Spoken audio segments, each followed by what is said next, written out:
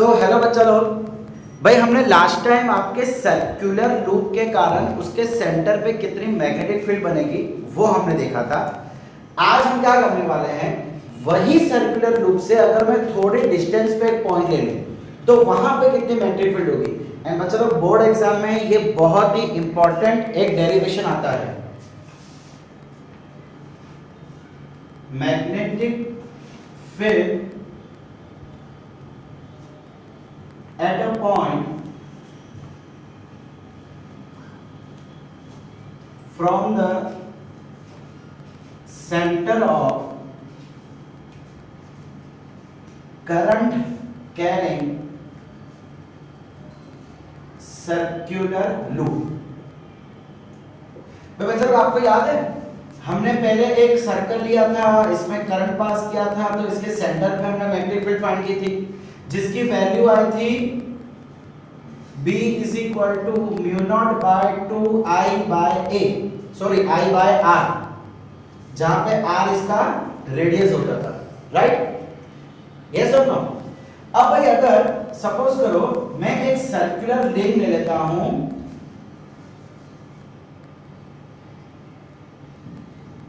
और इसके सेंटर से x डिस्टेंस की दूरी पे एक पॉइंट लेता हूं जहां पे मुझे मैग्नेटिक फील्ड फाइंड करना है।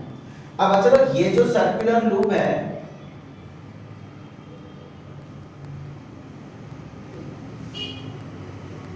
भाई, ये आपका सर्कुलर लूप समझो। ये लूप को मैं यूं रख रहा हूं, ये लूप यूं पड़ा हुआ है, यूं नहीं, आपके फ्रंट फेसिंग नहीं है, ऐसा साइड में से है। एंड यहां के सेंटर से x डिस्टेंस दूर, इसके सेंटर से एक पॉइंट है, पॉइंट P कितना डिस्टेंस पे है, x डिस्टेंस पे। इस पॉइंट पे हमको क्या फाइंड करना है, मैग्नेटिक फील्ड फाइंड करनी है। आपको अगर याद हो तो हमने इलेक्ट्रिकल फील्ड भी फाइंड की थी फर्स्ट चैप्टर में, सेम उसमें भी सर्कुलर लूप था, सेम उसमें हमने चार्जेस डिस्ट्रीब्यूट किए हुए थे एंड हमने यहाँ पे इलेक्ट्रिकल फील्ड फाइंड की थी। कुछ याद है? मैक्सिमम इलेक्ट्रिकल फील्ड का डिस्टेंस था plus minus r by root 2। कुछ याद आया भाई? kq x³ by r square plus x square का 3/2। कुछ ऐसी इक्वेशन डेराइव की थी हमने चैप्टर नंबर 1 में। वही सर्कुलर लूप है, चार्जेस के बदले अब हमने इसमें करंट ले लिया है एंड इस डिस्टेंस पे हम लोग मैग्नेटिक फील्ड फाइंड करने वाले हैं। तो एक्चुअली मैं आपको ये बताना चाह रहा हूं कि जो चीजें हमने चैप्टर 1 में इलेक्ट्रिकल फील्ड निकालने के लिए की थी, वही सारी चीजें हम यहाँ पे मैग्नेटिक फील्ड निकालने के लिए कर रहे हैं। एंड तरीका काफी हद तक सेम है, काफी हद तक, सिर्फ फॉर्मूला ही चेंज होगा, बाकी तो 100% तरीका सेम है। चलिए मैं क्या करता हूँ बच्चा लोग, हमको पता है कि हम हमेशा इलेक्ट्रिकल फील्ड कहाँ से निकालते हैं, एक छोटे से सेक्शन से।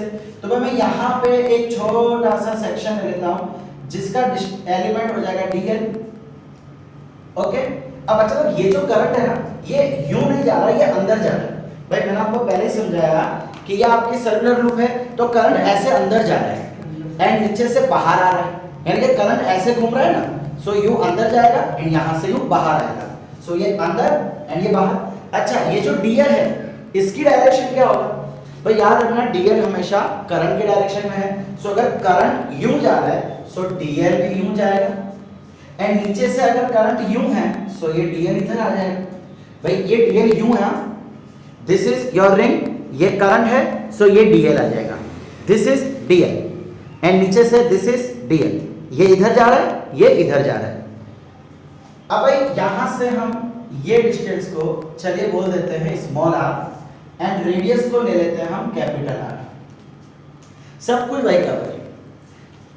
यहां पे इलेक्ट्रिकल फील्ड कितनी आएगी भाई, according to Biot Savart's law, according to Biot Savart's law,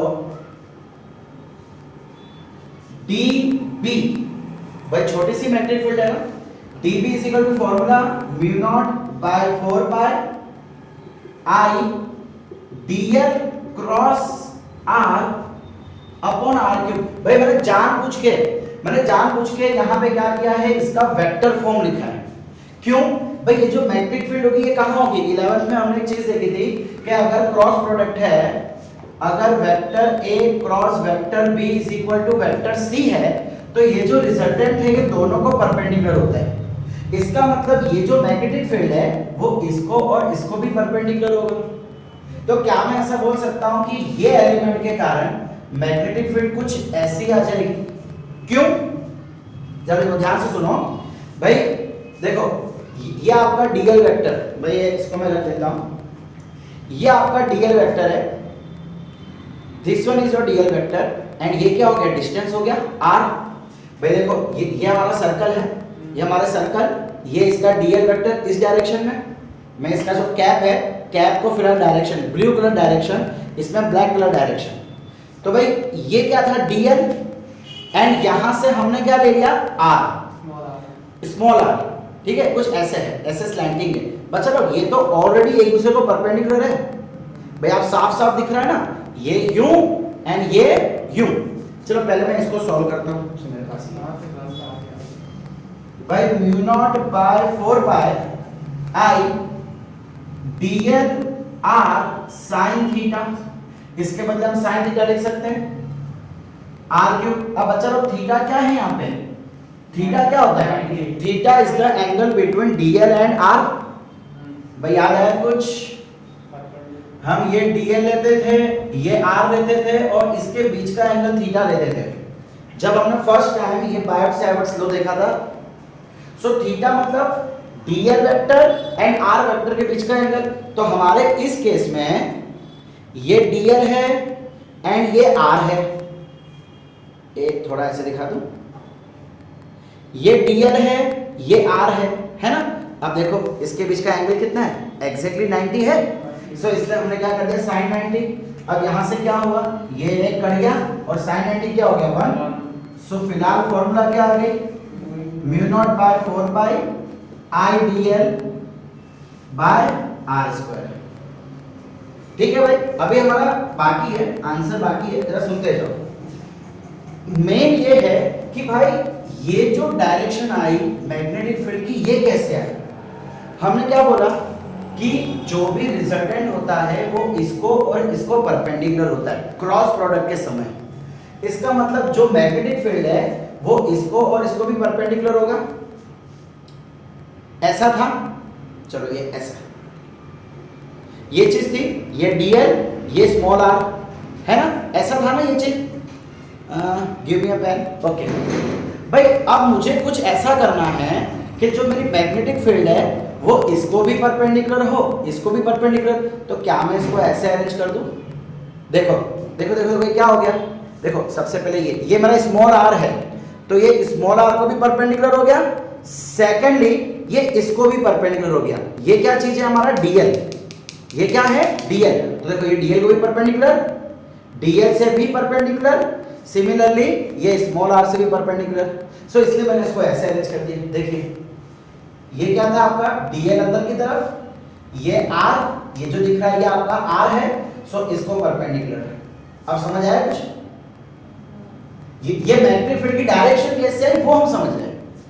ये अंदर की तरफ डीएल, ये स्मॉल आर, ये स्मॉल आर, तो ये परपेंडिकुलर हो जाएगा ना इसको भी परपेंडिकुलर, इसको भी परपेंडिकुलर। सो भाई ये बन जाएगी हमारी मैग्नेटिक फील्ड की डायरेक्शन। भाई जिसके कॉन्सेप्ट्स क्लियर होंगे, लॉजिक्स क्लियर होंगे, उसके लिए बहुत बार आप तक खेलेंगे। अच्छा आगे बढ़े। देखिए अब क्या होगा बच्चा लोग? हमने क्या बोला कि जो रिजल्टेंट है वो इसको परपेंडिकुलर होगा, मतलब ये 90 डिग्री। अब मैग्नेटिक फील्ड की दो डायरेक्शन होगी, एक ऊपर की तरफ और एक ये तरफ। अब बच्चा जैसे ऊपर एक सेक्शन है वैसे नीचे भी तो एक सेक्शन होगा। भाई यहां से भी तो मैं डिस्टेंस ले सकता हूं और ये डिस्टेंस भी कैसा हो जाएगा? आर। क्यों आर? भाई ये एक कोण बनेगा पूरा, ये सर्कल, यहाँ पे एक पॉइंट। आप यहाँ से एक लाइन एज्यूम करो, देखो ये एक सर्कल, यहाँ पे एक पॉइंट, यहाँ से ये लाइन, ये क्या बन गया? पूरा कोण बन गया। सो कोण का जो स्लैंट हाइट होती है, जिसको हम स्लैंट हाइट कहते थे, वो तो सेम होता है ना। इसका मतलब ये डिस्टेंस और ये डिस्टेंस सेम हो जाएगा। भाई ये जो पॉइंट है वो सेंटर से लिया गया है ना, इसीलिए। हाँ अगर ऊपर नीचे लेते तो बात अलग होती है, तो कोण नहीं होता ना, फिर कौन नहीं बनता। मतलब राइट एंगुलर कौन नहीं बनता, कौन बनता लेकिन राइट एंगुलर नहीं। ये राइट एंगुलर कौन बन रहा है, यहाँ का है 90 डिग्री। ओके अब बच्चा जैसे कि ये एक आर है तो इसके कारण मैग्नेटिक फील्ड कुछ ऐसे हो जाएगी यहाँ पे, देखो इसके कारण मैग्नेटिक फील्ड ऐसे, तो इसके कारण मैग्नेटिक फील्ड ऐसे, एंड जितनी ये होगी उतनी ही ये होगी, बिकॉज आर सेम है, डिस्टेंस सेम है, डीएल सेम है, सब कुछ सेम है। अब होगा क्या, देखो इसके कारण ये जो मैग्नेटिक फील्ड है इसके कारण एक ये कंपोनेंट एक ये कंपोनेंट, सिमिलरली ये वाले मैग्नेटिक फील्ड के कारण एक ये कंपोनेंट होगा। चलिए एक काम करो, मैं थोड़ा इसको रीड्रॉ करता हूं, बताता हूं सर देख के।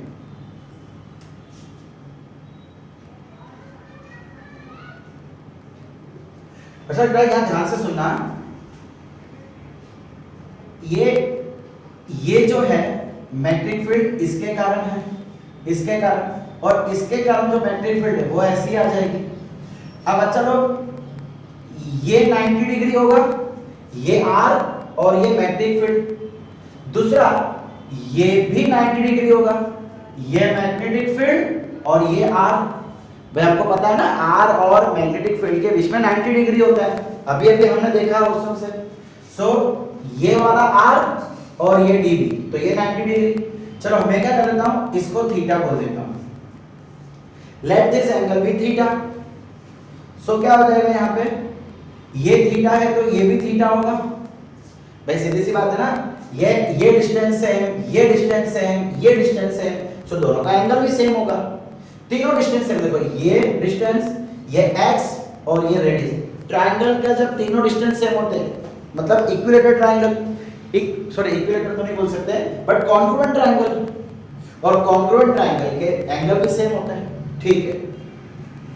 अब जरा यहाँ देखो, ये पूरा एंगल देखो, ये पूरा कितना है 90 है, 90 का एक पार्ट थीटा दूसरा पार्ट थीटा, ये पूरा 90 है, इसका एक हिस्सा थीटा है दूसरा हिस्सा भी थीटा है, तो तीसरा हिस्सा क्या हो जाएगा 90 माइनस 2 थीटा बोल सकते हैं। पूरा 90 थीटा थीटा 2 थीटा, तो ये कितना आएगा 90 माइनस 2 थीटा, सो ये एंगल बन गया 90 माइनस 2 थीटा। अब भाई मैं एक स्ट्रेट लाइन बनाता हूं, ठीक है, क्यों बनाई है जरा ध्यान से सुनना। अब भाई ये 90 माइनस थीटा है तो ये कितना हो जाएगा, चलो एक काम करो, ये सिमिलरली इसकी बात करो तो ये भी 90 माइनस थीटा हो जाएगा। ओके अच्छा ये पूरा एंगल देखो, ये स्ट्रेट लाइन, ये स्ट्रेट लाइन, ये डॉटेड लाइन, ये एंगल 90 है, इसका मतलब ये एंगल भी 90 है। अब देखो क्या हो रहा है, थोड़ा कंफ्यूजन होगा मुझे पता है, ध्यान से सुनो। ये स्ट्रेट लाइन, ये बीच वाली, चलो मैं इसको डॉटेड कर देता हूं थोड़ा आपको ज्यादा क्लियर हो जाए। सेंटर वाली डॉटेड लाइन और ये मैंने स्ट्रेट लाइन ले ली, इसको परपेंडिकुलर, ये डॉटेड को परपेंडिकुलर लाइन ड्रॉ कर, ठीक है। ये थीटा, जरा यहां देखना भाई, अब ये जो 90 डिग्री है इसे कितने हिस्से हो रहे हैं, देखो एक हिस्सा थीटा दूसरा हिस्सा 90 माइनस थीटा और तीसरा पता नहीं, इसके भी 3 हिस्से हो रहे हैं भाई, एक हिस्सा है थीटा दूसरा हिस्सा है 90 माइनस थीटा और तीसरा पता नहीं है, तो तीसरे को चलो मैं बोल देता हूं x। अब यहाँ पे क्या हो रहा है, theta plus 90 minus theta plus x is equal to फिर से 90, नहीं सॉरी 90 माइनस 2 थीटा है, वही सर, हाँ 90 माइनस 2 थीटा। सर ऊपर में थीटा है ना, आपने थीटा लिखा है, नहीं ये तो थीटा राइट है भाई, ये तो थीटा ही है, नहीं वहां नहीं सर, यही जो फिगर हाँ ये 2 थीटा है। ओके अब ये x की वैल्यू चाहिए, सो भाई ये 90 cut, theta minus 2 theta minus theta plus x is equal to 0, x is equal to value क्या आ गई थीटा, इसका मतलब बच्चा लोग ये एंगल कितना आ गया, थीटा आ गया। सिमिलरली ये एंगल भी थीटा बन जाएगा भाई, यहाँ पे ये बहुत अजीब कॉन्सेप्ट है। सर ऊपर कैसे थीटा होगा भाई जो कॉन्सेप्ट नीचे लगाया वही कॉन्सेप्ट ऊपर भी लगाओ, नीचे आने का कि ये 90 डिग्री तो ये भी 90 डिग्री, इसके भी 3 हिस्से, थीटा 90 माइनस 2 थीटा, तो तीसरा थीटा हो जाएगा। कॉन्सेप्ट तो ऊपर नीचे सेम रहेगा बिकॉज़ ट्रायंगल कॉन्ग्रुएंट है। अच्छा बच्चे लोग, अब इतनी मेहनत हमने की क्यों? ये थीटा ने 90 माइनस थीटा ने क्यों की? जरा देखो भाई, ये हमारा वेक्टर है, ये हमारा मैग्नेट का वेक्टर है। अब ये कितना यहां से बना रहा है? थीटा। सो इसका एक कंपोनेंट आ जाएगा यहाँ पे dB cos थीटा। 11 पढ़ा है ना भाई, जिसके साथ थीटा बनाता है वहां पे cos थीटा आता है और उसके 90 डिग्री वाले एक्सिस पे sin थीटा आता है। यही हमने 11 में सीखा था। हमको एक्चुअली ये एंगल चाहिए था, इसीलिए हमने ये पूरी रामायण की। सो भाई ये थीटा आ गया, इसका ये component d cos theta and इसका ये वाला कंपोनेंट कितना आ जाएगा? देखो ये मेरा वेक्टर dB, इसका ये कंपोनेंट आ गया dB cos थीटा। सो ये वाला कंपोनेंट कितना आ जाएगा? dB sin theta. अब चलो नीचे भी तो एक है, देखो यहां से भी तो एक मैग्नेटिक फील्ड है, ये वाले इसके कारण ये मैग्नेटिक फील्ड, इसके कारण ये मैग्नेटिक फील्ड, तो दोनों से जा रही है ना, ऐसे ऐसे दोनों से होती हुई जा रही है। तो इसके कारण ये मैग्नेटिक फील्ड, इसके कारण ये मैग्नेटिक फील्ड, तो इसके भी दो टुकड़े होंगे। ये इसके साथ थीटा बना रहा है, तो इसका ये कंपोनेंट यहाँ पे आ जाएगा dB cos थीटा और इधर आ जाएगा वापस dB sin थीटा। ठीक है, तो भाई देखो ये कंपोनेंट तो एक दूसरे को कैंसिल कर देंगे बिकॉज मैग्नेटिक फील्ड जो बन रही है वो भी सेम, एंगल जो बन रहा है वो भी सेम, तो दो मैग्नेटिक फील्ड जिसकी वैल्यू सेम है वो ऑपोजिट डायरेक्शन में है, तो इसको कट कर देगा। सो अब बचा क्या? फाइनली बचा क्या? dB is equal to mu naught by 4 pi I dl by r square sin theta.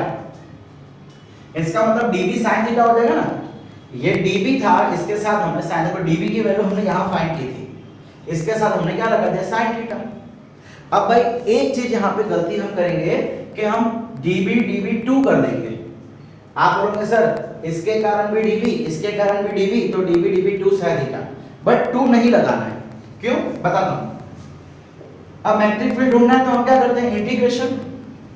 Integration mu not by 4 pi I dl by r square sin theta. बच्चा लोग हम इंटीग्रेशन कहां से कहां तक कर रहे हैं? यहां से लेके यहां तक, मतलब इसके कारण कंपोनेंट, इसके कारण कंपोनेंट, सबका कंपोनेंट यही है। तो भाई हम जब यहां से यहां ऐड करेंगे तो ऑटोमेटिकली एक बार इसके लिए आ जाएगा और एक बार इसके लिए आ ही जाएगा ना। भाई हम जो एडिशन कर रहे हैं वो पूरे सर्कल के लिए कर रहे हैं, तो ये वाला कंपोनेंट भी आ जाएगा प्लस ये वाला कंपोनेंट भी आ जाएगा। इसीलिए हमने क्या किया, यहाँ पे एक ही बार sin थीटा लिखा, दो बार नहीं लिखा।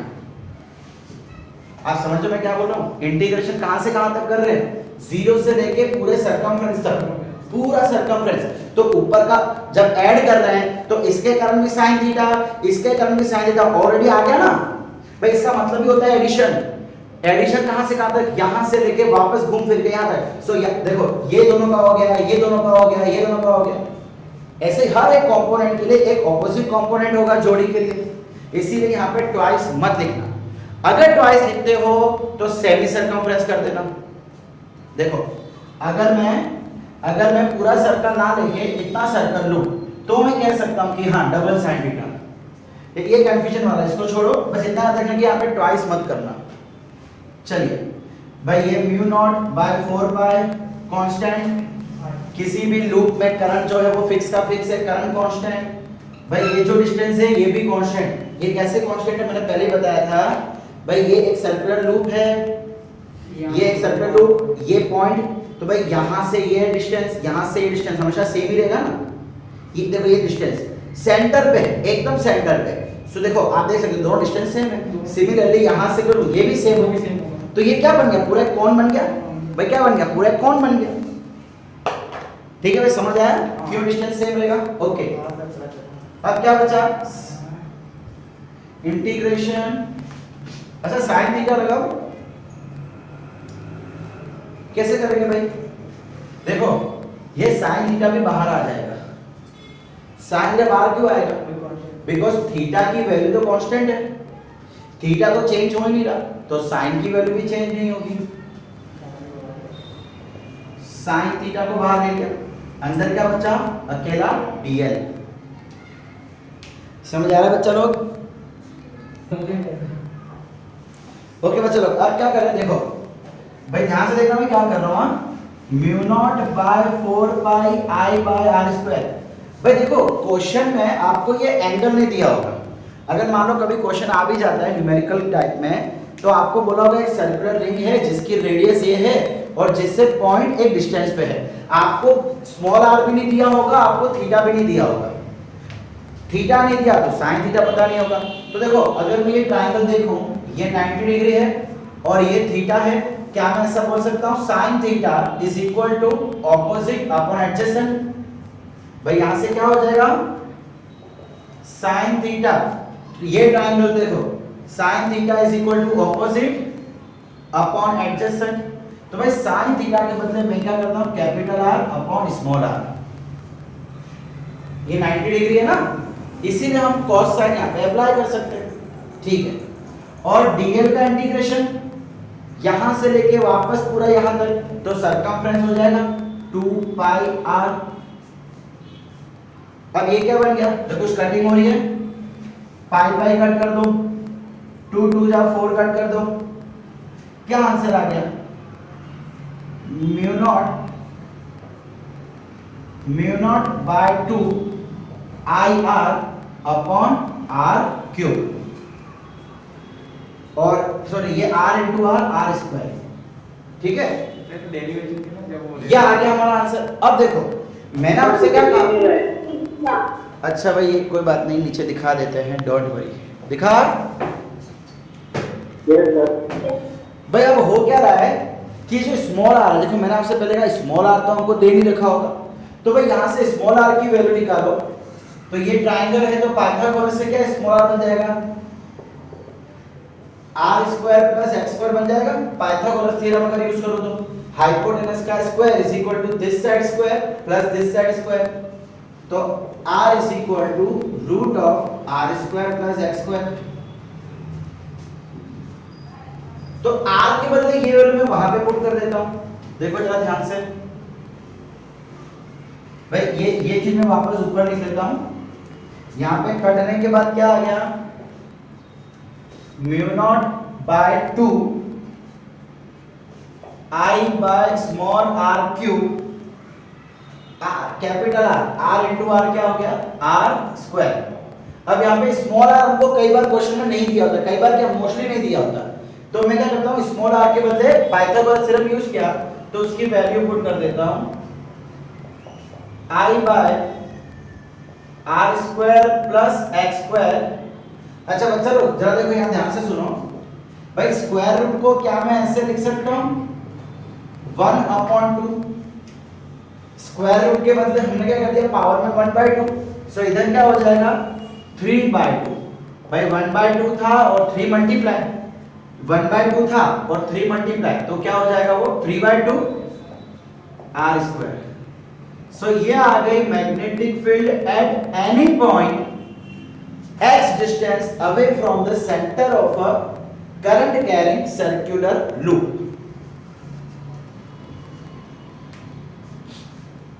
समझ आया भाई?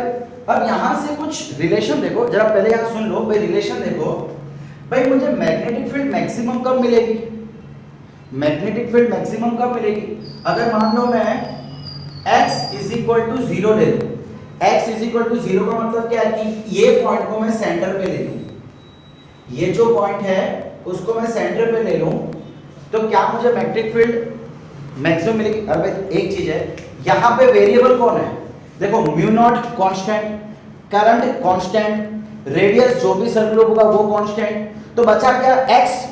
x ही ऐसी चीज है जिसको मैं चेंज कर सकता हूं, तो मैग्नेटिक फील्ड चेंज होगी, बाकी किसी चीज को चेंज कर सकते नहीं है। तो अगर मान लो मैं x को उठा के यहां पे ले आऊं सेंटर पे, तो x 0 हो जाएगा, तो अगर मैं यहां पे 0 रखता हूं तो क्या हो जाएगा भाई, b is equal to mu not by 2 I R square upon ये 0, तो ये तो पूरा चला गया, बचा क्या आर स्क्वायर और उसके पावर में 3/2, तो 2 कट हो गया, बचा क्या, mu not I R square by 2, ये आर क्यूब हो गया, square cut R cut, so answer क्या आ गया, mu not I mu not by 2 I by R. कुछ पहचाना लग रहा है, ये कुछ पहचाना लग रहा है भाई। हमने ये तो देखा था कोई सर्कल के सेंटर पे मैग्नेटिक फील्ड कितनी आती है, mu not by 2 I by R. देखो आ रहा है, चीजें रिलेटेड है एक दूसरे से। हमने लास्ट टाइम तक देखा था सेंटर पे डेरिवेशन करने का, इस बार हमने देखा कि कोई x डिस्टेंस दूर पे कोई पॉइंट है, तो अगर हम सही है तो सीधी सी बात है x को 0 करने पे मतलब सेंटर पे आने पे फिर से वही चीज आनी चाहिए थी, एंड आ गई। तो मैग्नेटिक फील्ड मैक्सिमम कब होगा भाई, इसको मैं B मैक्स बोल देता हूं। क्या बोल देता हूं, B max. Maximum magnetic field कब होगा, जब x इज इक्वल टू 0 हो जाएगा। अच्छा, अब इसमें मैग्नेटिक फील्ड मिनिमम कब होगा, हम वेरी किसको कर सकते हैं, x को। भाई अगर मैं डिनोमिनेटर को बढ़ाता जाऊं तो मैग्नेटिक फील्ड कम होती जाएगी, डिनोमिनेटर को बढ़ाता जाऊं। आप फॉर्मूला में देखो, हमको पता है डिनोमिनेटर जितना बड़ा रहता है वैल्यू उतनी छोटी आती है। सो x को अगर मैं बढ़ाता जाऊं, x को मैं अगर आगे लेके जाऊं, सो ये वैल्यू बढ़ती रहेगी, ये वैल्यू बढ़ती रहेगी, तो ये वैल्यू अपने आप कम होती रहेगी। सो अगर मैं x को इंफिनिटी कर दूं, यहां कर लेता हूं, अगर मैं x को इंफिनिटी कर दूं तो आपकी मैग्नेटिक फील्ड 0 बन जाएगी। आप रखो इंफिनिटी प्लस इंफिनिटी इंफिनिटी, और anything upon infinity, anything upon infinity is always 0। सो अगर मैं x को लंबा करते जाऊंगा तो मैग्नेटिक फील्ड कम आती जाएगी, उसको जब बहुत दूर ले जाऊंगा सो मैग्नेटिक फील्ड 0 हो जाएगी। भाई तभी तो आपकी वायर दीवार पे है, ठीक है, आप दूर खड़े हो, सपोज करो आपके पास एक मेटल है, तो वो अट्रैक्शन या कोई भी तरह का इफेक्ट नहीं दिखाती। क्यों, बिकॉज आप वायर से बहुत दूर हो। सो इंफिनिटी में मैग्नेटिक फील्ड कितनी हो जाती है, 0, इसलिए तो कोई असर नहीं हो रहा। समझ आ रहा है बच्चा लोग? अच्छा बच्चा लोग यहां ध्यान से सुनना, भाई रिजल्टेंट मैग्नेटिक फील्ड कितना आता है वो तो हमने देख लिया। भाई रिजल्टेंट मैग्नेटिक फील्ड की रिजल्टेंट डायरेक्शन कौन सी है, भाई हमने अभी भी देखा, एक इधर जो इसको कट कर दे, और इस डायरेक्शन में साइन थीटा आ रहा था। सो भाई ये थोड़ा हम हटा देते हैं,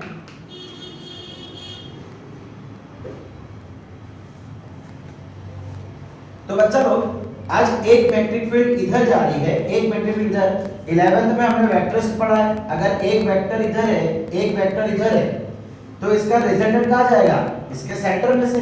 इसका मतलब ये यहां से जा रहा है, जो आपका रिजल्टेंट मैग्नेटिक फील्ड है वो इस डायरेक्शन में है। अब आपसे कई बार पूछ लेता है, देखो मैग्नेटिक फील्ड की डायरेक्शन क्या होगी, टुवर्ड्स द सर्कुलर लूप। क्या हो भाई, टुवर्ड्स द सर्कुलर लूप। अच्छा, अगर मान लो ये एक पॉइंट है x, और वैसे ही मैं रिंग के दूसरे तरफ पीछे से एक पॉइंट रखता हूं सेम x डिस्टेंस पे, ये भी x, ये भी x, तो भाई यहां पे डायरेक्शन क्या होगा, भाई इधर से डायरेक्शन क्या देखा हमने, टुवर्ड्स रिंग, तो भाई यहां पे टुवर्ड्स रिंग होनी चाहिए, नहीं नहीं नहीं, भाई डायरेक्शन सेम रहेगी। अगर यहां से यूं है तो यहां से यूं ही रहेगी।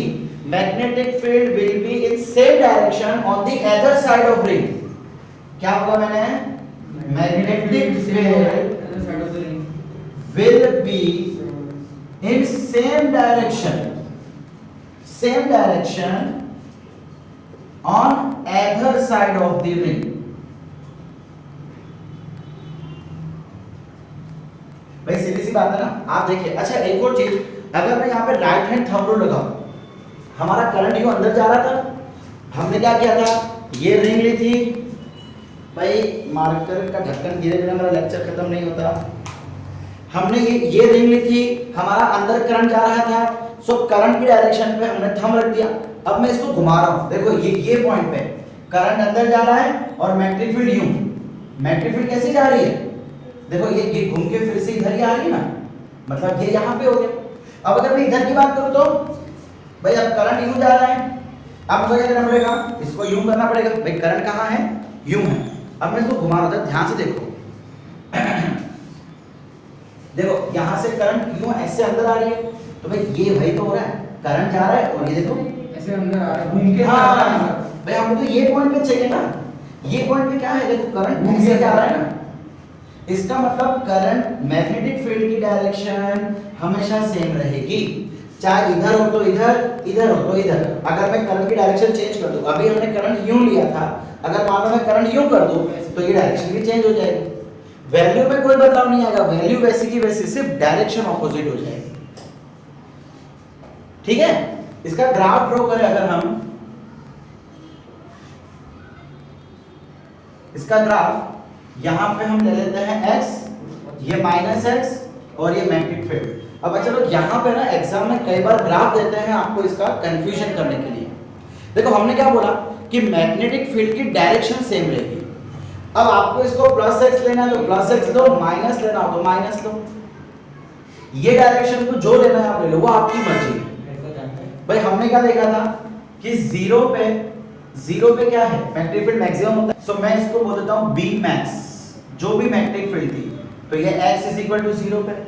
अब x is equal to infinity पे क्या हो रहा है, धीमे धीमे कम होता जा रहा है, यानी कि कुछ ऐसा बनेगा,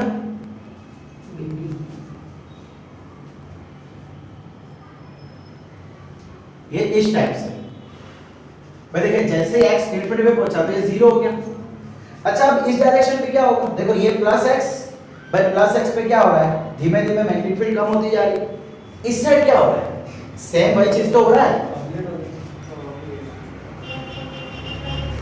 यह आ गई आपका graph, magnetic field versus distance from the centre. जैसे ही x बढ़ाते जाओगे आपका मैग्नेटिक फील्ड धीमे धीमे कम होती जाएगी।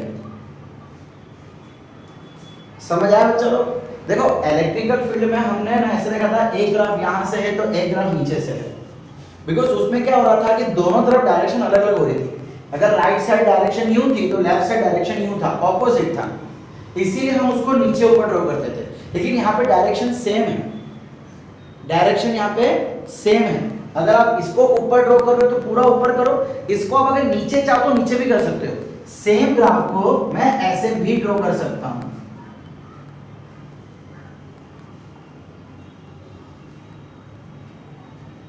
ये चीज कर रहे हो तो पूरा ऊपर करो या पूरा नीचे करो, ये दोनों ही राइट है।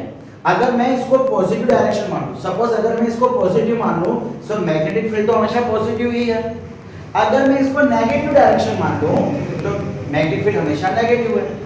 भाई नीचे क्या है, नीचे माइनस मैग्नेटिक फील्ड, ऊपर पॉजिटिव मैग्नेटिक फील्ड। सर इसको नेगेटिव के हम पॉजिटिव नहीं कर सकते?